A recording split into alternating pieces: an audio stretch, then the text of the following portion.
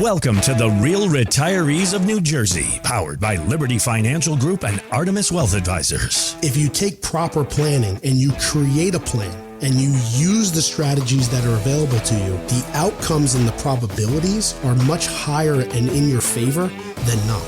Randy and Peggy Fisher want to help you retire once and retire right. And thanks for streaming the Real Retirees of New Jersey with Randy and Randy and Peggy Fisher. Is that your little pet name for me, Marco? Happy 2026. We're in it now. I can't even get the intro out, and we're already I'll tell you this. It's powered by Liberty Financial Group and Artemis Wealth Advisors. My name is Mark Owens, and Happy New Year to you. How are y'all doing as we kick things off into 2020? Now, before we flip the calendar to 26, y'all were worldly travelers, Peggy. Where all did y'all go?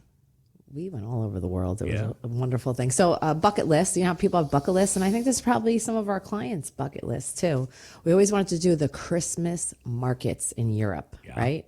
So we went on a beautiful river cruise, and we cruised down the river. We started in Austria, and then we made our way to Germany, and from Germany, we made our way to beautiful Prague, which was the ultimate build-up of the ultimate Christmas market. It was stunning. All right, now we heard her describe how the trip was.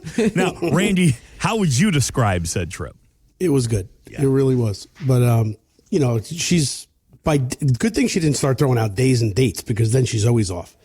But it was really good. We started in Vienna, we went through Germany, and then we ended up in Prague, which was really nice. But yeah, by the end of the show, I mean, every Christmas market, we went to what, 20 some odd Christmas markets? We went to 20 Christmas markets, yeah. And after a while, it's kind of the and we same. ate a lot of sausage. Very few of them were different. Ate a lot of sausage. The ambiance was different in a few. Yes. But a lot of the same stuff over and over and over again. But what is interesting is Austria versus Germany versus the Czech very different. Republic. Mm-hmm. The Christmas markets are different. Yes. Right? Not only the language, well, at least between one out of two countries. Sure. But even just the menu, what they call things, the little changes in certain things, like from the mulled wine in one area was more citrusy and orange, where in another place it was more plum and cranberry. But they love their mulled wine. Yeah, but you know what I loved, Mark Owens? This is a new thing too. So when we were in Pilsner, Germany. It ain't new. Their thing was it's because she lives in a rock. It was the drunk eggnog. That was drunk eggnog. Good. It's called Bobadino. Yeah, Bobadino eggnog with rum. Let that warm your belly. Oh, it was good. Yes, it was so good. It was good. Yeah. And really, how long were you on this trip? Felt like forever. It was like 16 days. I think it was the whole month of December. we left the 6th and didn't get back to the 21st. I love how you said it was like 20 Christmas markets. Like Peggy's like, I love Christmas, but even that was a little too much Christmas. Well, it was funny because the last day we got delayed in Munich. And they were like, "Oh, best airport in the world." Yeah, we could put you up in the Hilton, and they have a Christmas market. And I'm like, another. We didn't go. I was like, and then Randy's like, "Come on, let's go to Christmas market." I said, "I am not going. I'm not going to another Christmas market. I'm done." Like, listen, we went away for the entire month of December to go to Christmas markets. We have one more opportunity, and she's like, "No, I'm not going." But you know what it was? So like when you look on Facebook and you like look up the definition or a picture of the Christmas market, so when we were in Prague and that was our basically the last stop, you go to the top of the castle, and at the tippy top you can look down onto the Christmas market. And I said to Randy, I almost had tears in my eyes. I'm like, this is it. This is the ultimate Christmas market right here. This is what you see on Facebook. So it was a spectacular trip, and another check off the bucket list. Check it off the bucket list. Okay, that is a great place to get started this week here on the Real Retirees of New Jersey podcast. So we're going to spend the next couple of weeks breaking down how to make 2026 your best year ever. And it's something we've said before on the radio show, on the podcast, about setting goals, not resolutions. Your goal was to visit these Christmas markets. We should not set resolutions because, I think study shows that most of them get broken within like the third week of January. That is correct. Peggy, Randy, tell me the importance of setting goals for yourself as adults to and through retirement. Well, I think what's also about too is, and this is my thought of this new year, just where I'm going with this, is setting up your peace of mind, right? Let it be about peace of mind this year for you. Like, like your security, your flexibility, and your peace of mind for 2026. And how would you get that started, right? So I would just start with the first thing being like, to start your peace of mind is just let's go over all of the finances, like, setting up that budget, setting up, how they always talk about you should have, that little side cart on the side to make sure that you have some money on the side and that's ready to go. Like really do that this year. Really set your peace of mind for this year with just the little things that we say every year, just like everybody diets, right? And they say, I'm going to start that diet this year. And like you said, by January 3rd. Planet Fitness is filled from January 1 to the third week, and then Planet Fitness, there's nobody in it the week 3 of January, right? That's what I call Planet Fitness. Yes. Planet, bless your heart. It is. But no, the difference between, you think about it is goals versus resolutions. Are your retirement goals clear? Are they concise? Or are they just wishful thinking? Hey, I want to save more this year. Yeah. That's a resolution, right? That's about as clear as mud. But what Peggy was basically saying was, have those things in mind, but you definitely need to get detailed. But with that, a goal is different than an idea or a wish or a dream when there's action. So when you create an action plan associated with that goal or with that end result in what you want to happen, then you're more likely in order to continue to do it, right? Hey, I want to lose weight. That's an idea. How do you lose weight? What's the action to it? Well, you can staple your lips shut and not eat. You can go to the gym every day at a certain time to create a habit. You can combine both of those together. You can go take the fat pill, like Trump calls it. You could do a lot of different things, but you have specific actionable bullet points in order to get it done, right? I'll give you an example. Let's say someone says, hey, I want to retire comfortably soon. Well, when is soon? That's a resolution. It's a wish, right? Yeah. It would be different if you said, I want to retire at 65 with $1.2 million saved, and it's going to generate $60,000 a year of income. That's a great goal. Then it's, okay, if that's the goal, how do I get there, right? So then it's, well, where am I today? Am I 52? Am I 51? Am I 40? Am I 63? Yeah. All those things are going to be different to what the game plan is in the roadmap in order to get there. Right. Are you retired? Are you semi-retired? Or are you still Correct. working? Absolutely. Right? Then you take an inventory of your current situation. Exactly. And then you figure out, where's the gap between where you want to end up and where you are today. That is literally the roadmap of goal or action-oriented advice that you'd get, habits that you need to create, savings tools in which you need to utilize. So all those things are going to be ever-changing according to what is your time horizon to that end goal.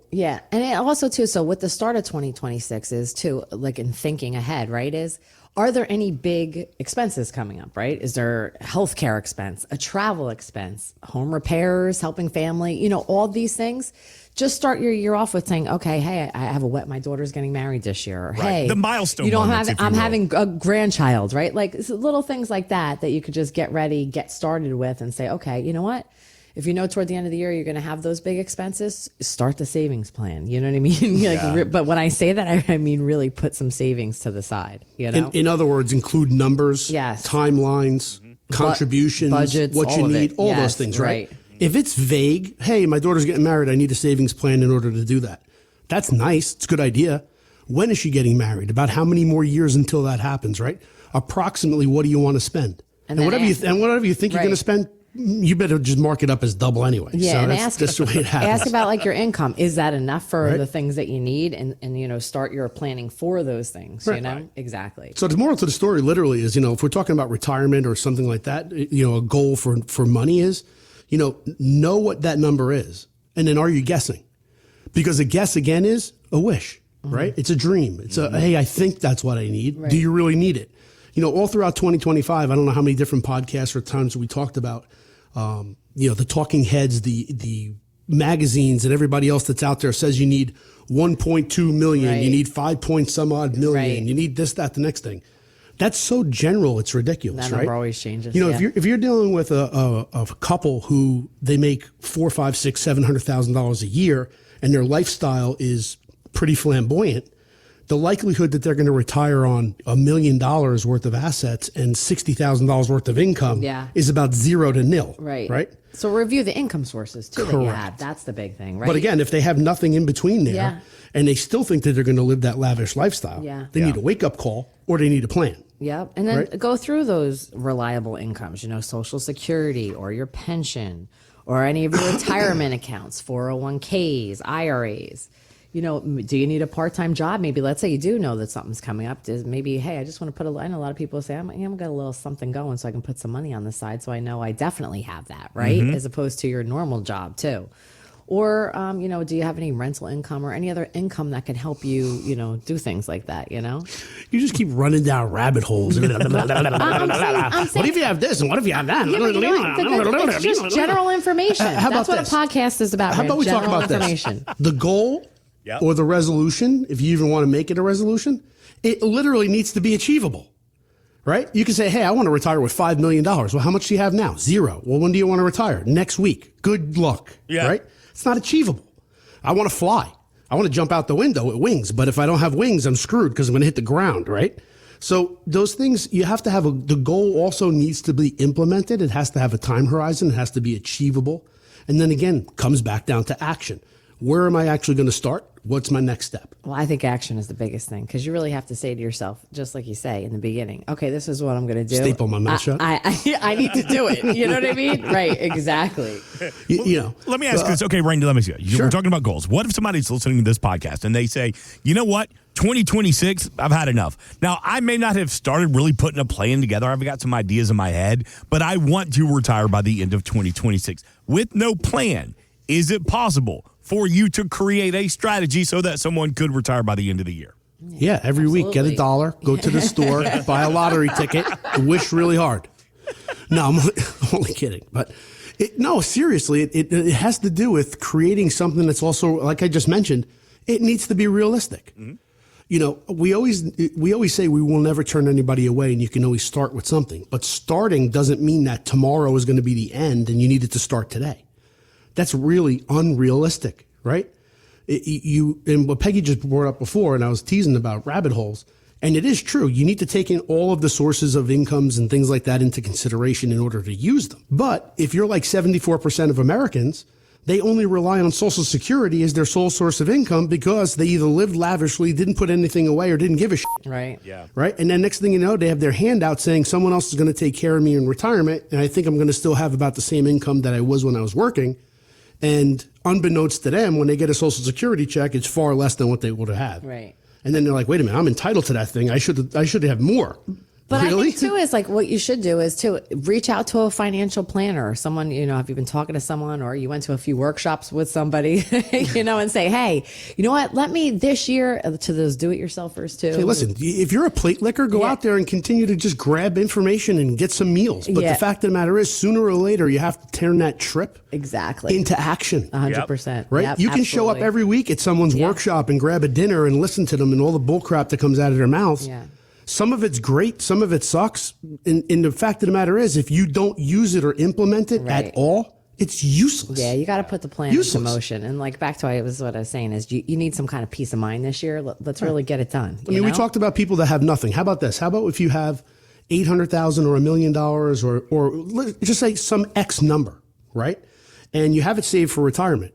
But again, if you have no plan for turning it into income, you've gone from working at a W-2 employee where you get a paycheck every week for life, or not for life, but while you're working, correct? To working on commission when you retire. Because now what you've done is you've taken that chunk of money in which you've actually saved during the course of your lifetime, thousands and thousands and thousands of hours of savings. Oh my God. And now what you're doing is you're basically rolling the dice and saying, well, if the market's good and I'm still staying invested, I can take money out of my plan to create my income or just use it as income. Right. But what happens if the market reacts negatively? And it will. Yeah. It's not a matter of if, it's just a matter of when and what time. Will your income, will your plan, will your retirement be affected? And what if you live longer than you expected? Well, that's true. Or too. what if your health care costs rise? Because that's been a big thing, especially you New Jerseyans know The healthcare is just outrageous. Yeah. I mean, I know just ourselves, we're self-employed people. Our insurance went up $500 a month. She loves to bitch and moan about that. Yeah, no, it's true. $500 a month. So how about to the person who's retired and didn't expect to have an additional? How about for the people who've 100, retired over the 200? past 4 years? Think about this. Yeah. The past 4 years. Yeah. Your property taxes have gone up astronomically over the past 4 years. Why? Because of inflation. Yeah. Your home value has increased. Therefore, what did the municipalities do? Reassess your home. Right, got your taxes. Right. a little And higher then next than thing you what- know, they've reassessed your home value. Got so one of they've those actually bills. whacked you with taxes. That's right. So your taxes have gone up, right? If you're living on a static income and you have another tax bill, what just happened to the discretionary amount of money in which you can use? Just went down. Just went down. Right, exactly. Right? And everybody's like, well, I'm going to get an adjustment in my Social Security check for cost of living. What, $20? Yeah, it's not going to be enough. It don't do anything. Not enough for the tax Right? bill, not enough for the healthcare bill, not enough for those are the things Exactly. you have to stress test your plans and make sure. And that all they're those things, that's Yeah, a great exactly. word. Right? Stress test your exactly. plan. 100%. Because it's all hunky-dory when things are well. Yeah. Right? Hey, I'm living great. It's wonderful. I'm healthy. I can spend money because the Right. market's up and things are going well. What happens when things go to, hell in a handbasket? Well, that's exactly what you have to ask yourself and make sure that you do stress test those exact questions. And right? that's the difference between wishing and planning, because within the planning process, some of the actionable items in which you're looking at is the what ifs. Yeah. It's not always the good what ifs. We can all live with the goods, right? I can live forever. I can be healthy. I can do this, that, the next thing. What happens when I can't walk, when I can't see, when I can't hear? Well, I wish I couldn't hear right now because then I couldn't hear Peggy. But Can everyone tell we've been with each other for 3 weeks in a row on them Christmas every week I markets? almost stabbed myself in the ear with a pencil. You need a vacation from your vacation. Well, it's actually funny. We were on, I don't mean to regress. We were on the cruise, right? They had this like little get togethers. So we decided to get up and we were dancing a little bit. And this one woman who was running the whole show. Oh, yeah. So she's like the yoga master in the morning. Yeah. She's like plays the DJ at night. She's Julie, the cruise director. She does everything. Oh, yeah, charge of like all on the Love activities. Boat. Yes. She comes up to Peggy at one point and she's like, I just love the way you guys love each other. Because I love watching you too. I go, do you? Yeah. If the water wasn't that cold, I would have dove off the boat already. Between you, I've been watching you dance. I watch you guys on the boat. Us? I watch you here, there. Yeah. Oh, it was Now hilarious. it sounds like she's stalking a little bit. It goes from admiring to. Oh, she was stalking. Yeah. No, she was stalking me. Yeah, it was all about you, Rand. That's true. Peggy loved the 90-year-old guys that were floating around on the boat. They're so cute. I love them. They're my cute. favorites. Wrinkly. We ate breakfast next to these three guys that were funny as hell. Yeah. It was like the three guys. Well, it was two guys really. They were like the odd couple. Yeah. One guy lived in London, and the other guy was his friend, but moved away to like Australia. Yeah. So the girlfriend didn't feel like going, and the other one lost their spouse. So they're like, let's go away together. And they're like, okay, let's do it. Just listening to these guys in the morning was it was awesome. And it was I love so talking funny. to them. I would make a point. Randy's like, you got to talk to everybody. I go, I love them. They're so cute. I was like, just listening to them talk about like, what are they going to do in their day and what were they going to eat? And it wasn't like they spoke a different language. It No. was just that whole English vibe. Yeah. You know? Oh, yeah. The garage and all this other stuff. It was freaking funny as hell. So Yeah. what I hear you saying is there's somebody out there that wants to have the goal in 2026 to make friends with more 90-year-olds. And Yes, you people, exactly. you are the two to help get them there. Let's hit pause for this week as we're talking about making 2026 your best year ever with the help of Peggy Fisher and Randy Fisher. That's Liberty Financial Group and Artemis Wealth Advisors. You can call at anytime, 908-844-8337 or therealretireesofnewjersey.com. Find all that information here in the show notes. This is going to be a multi-part series talking about 2026, and we'll have another one next week. Thanks so much for subscribing and downloading. This has been The Real Retirees of New Jersey with Peggy and Randy Fisher.